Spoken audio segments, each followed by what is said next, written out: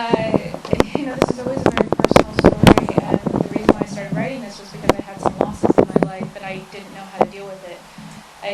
I've loved horror films and always wanted to make a horror films about ghosts. That's always been kind of my goal. But the fact of the matter is this story ended up being me wanting to talk about me trying to handle death and the story that kind of emerged for me. So it really became about these characters, which are kind of actually both sides of, I think, kind of how I'm perceived and how I feel.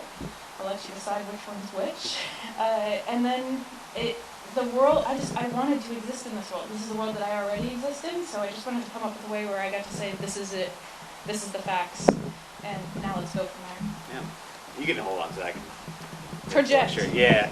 So, with that, were you stewing on these characters for a while? Like, with these characters, did you have different motivations for why they're making this journey? Because it's very specific, and you say it touches upon yin and yang, kind of your experience. Yeah, this was about 10 years in the making for me.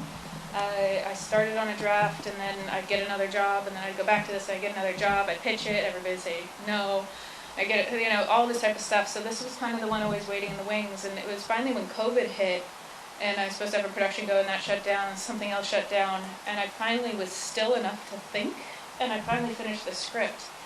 And it was also just very appropriate in a time where we think reality is one thing, and then it changes, and it shifts.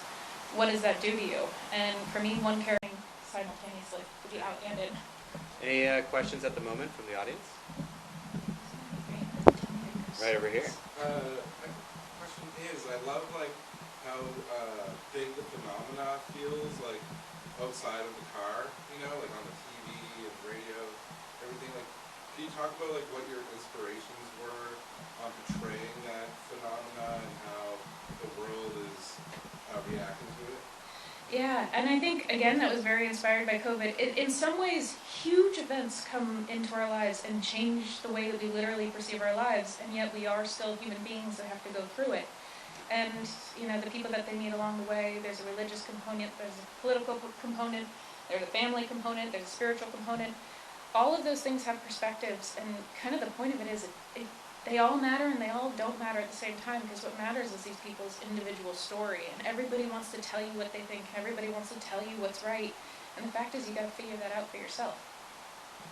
Now, did you adhere to any specific religion, spirituality, faith, or did you kind of make an amalgamation of everything, or just ignore it all, like you're saying, Yeah. It's just about the story? I think I tried to bring them all together.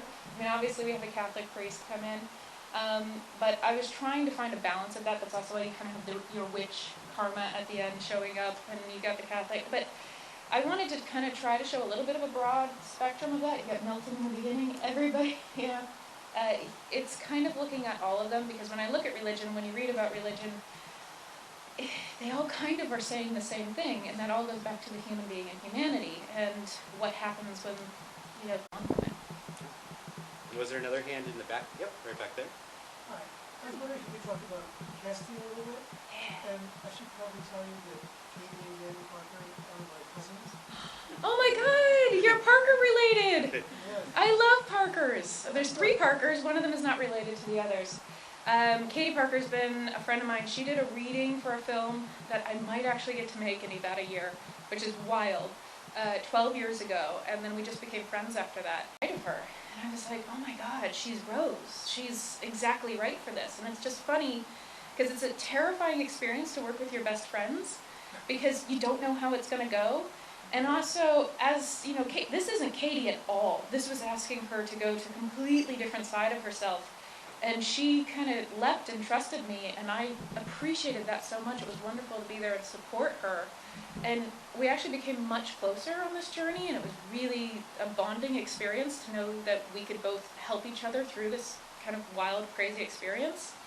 And Rahul, it came in later. I had seen him in iZombie again, Friends with Rose McIver, and he was so charming. And I was like, that guy was really cute on screen. And then I saw him in Bly Manor, and I was like, oh, damn, he can deliver a monologue. And so we shot in January. And I was like, I want Rahul. And so they're sending me tapes of other people, and I'm like, I don't want to look at the tapes, I want Rahul. So I went through Mike Flanagan, I went through Rose McIver, I went through his reps, and then finally, he's in the middle of shooting the finale for Midnight Mass. And he gets on a Zoom with me, and he's like, so you really want to chat, huh? And I was like, I do, I really do. And he's like, I'm in. And he just said that like right at the top, and I was like, he's like, I read it, and it was exact opposite experience. He understood Teddy and like immediately got all of those. And what was so funny is Katie and Rahul's process are entirely different. So I get them on a Zoom read, not a read, just like to meet one another. And the way that Katie's like, I want to rehearse, I want to do this, I want to like spiritual, and Rahul's like, I'll be there on the day. And it was just like they were immediately like both kind of completely different, and yet the thing that I will say that they both united on is they were completely respectful of the other person's process. And so working with them was wonderful. I mean, all of a sudden, I don't know this guy, I've like tracked him down through 3 sources. Now he's on a flight with me to Kansas City, and like we're in Kansas City in this really shitty motel, and then driving him, and it was literally, I drove Katie, I think our PA drove, like it was just us, it was 17 of us. There was nothing fancy, there was no hair and our hair, makeup, wardrobe, and actor in this was on the road with us. And so it was just a wonderful time. So you talked a little bit about Midnight Mass. What was the process like with the creation of the movie? Like, were they hanging out afterwards, after the shoots, or did they keep separate? Did they start to warm up to each other? Rahul really likes video games. Okay. And he really likes the internet. I don't know if anybody knows Rahul. That's like, so he was mainly, I mean, they were more like brother and sister, which was really funny because they would like tease each other and argue with one another between takes, and then all of a sudden it'd be action, they'd look at each other, and I was like, God, amazing actors. But there was no like, because everybody was joking, it was funny because we're friends with some people, they're like, I wonder what's going to happen on the road trip. And the truth is that they were complete and total professionals that were absolutely fantastic and just did great work. Right over there. What were the challenges shifting from the producer role to the director role? I loved it so much, and please don't make me go back. No, I just actually produced another film, and it was really, really hard. I gotta be honest. I wasn't sure.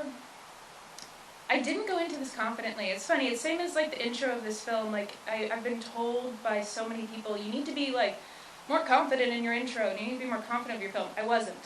I'm not. I never am. And everybody said like you have to be confident to be a director, and I think that's bullshit. I was like, I went into it thinking, I wonder if I'm gonna. Short films are great because you kind of cut your teeth and you get better. But I think because I wasn't afraid of failing, I just wanted to be truthful and intentional. I just went into it and I had the time of my life, and it was wonderful, and I felt myself calmer and happier than I'd ever been. And producing is really hard. I think directing, you get to make all the choices, and producing, you have the responsibility of all those choices. And that's, so honestly, it was really wonderful. I would like to do it again. Please give me more money. How happy I was. Yeah. What was wonderful, also I love to plan. I love a color-coded Excel sheet. I wanted to shot list and get everything perfect. And then we were on the road in the height of COVID. The whole plan for the road trip went to shit. And I had to be there with my characters, listen to the camera, and listen to the locations. We got to locations the same day we shot. We didn't get to prep. And I'm so grateful for that because it made me have to rely on what is the intention and what do I want, and then just do that. And so when everything goes wrong, I'm actually fine, and that was a very freeing experience. And then I got to do the void, and then I got to be like, I want you to take a step, I want you to blink, I want you to take another step, and I love that too. But no, I think also how insecure I was sending out the cut. That was the scariest thing. I remember when people first saw it that I've ever experienced in my life. Yeah, people seeing it. Any other questions at the moment? Oh, so with the void, do you have one? When you started, you said, maybe people tell me some ghost stories, but do you have any of your own? Do you have any ghost stories for those in the back? Yeah, I have a lot of ghost stories. I grew up in a notoriously haunted house. It was called the Murder House of Topanga. My parents got divorced, and my mom moved into this house that people kept moving out of, and this woman had been murdered, and children had been murdered in the house. And she said, don't worry, they're single women, they'll take care of us. And so me, my mom, and my sister all had experiences that we never talked about until we moved out. And then we're all like, you did the same thing. They all saw the same woman. She was there, and she never heard us. So I think I've also been around the macabre and dark stuff my whole life, and my whole point is maybe if we look at things that scare us from a different perspective, maybe they're not actually scary, they're what we need. for me, I needed a ghost, and I needed a ghost story to get me through it. So ghosts for me have always been my guiding light. It's fascinating. Can go to my psychologist later. Have a conversation.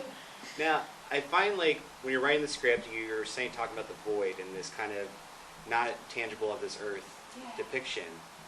Was it difficult? Did you always have a vision, and was it able to be realized on the screen about how to depict the void? I had like 12 more things that I wanted to do in there, but budget restraints. But it, you know, I got to plan it. I got to execute as much as I could within our restraints. And honestly, for me, whenever I have experienced the other side, and whenever I have kind of had those things, it is always very emotional.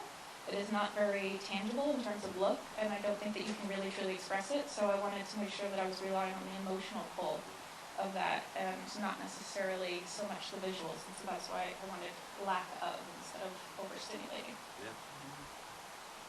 Any other final Anybody else? questions? You were writing the script, or when you were shooting that you were kind of thinking about and inspired by, or like from this book? I think because this took place over so long, there's a lot. I mean, I'm a huge fan of Linklater. I think a ghost story is like prerequisite watching for this. Another Earth was a huge one that had a huge, big impact on me. The Orphanage is actually another one that I love, looking at ghost stories from kind of a different perspective, The Devil's Backbone. I really wanted to make a horror film. I promise I will do that next.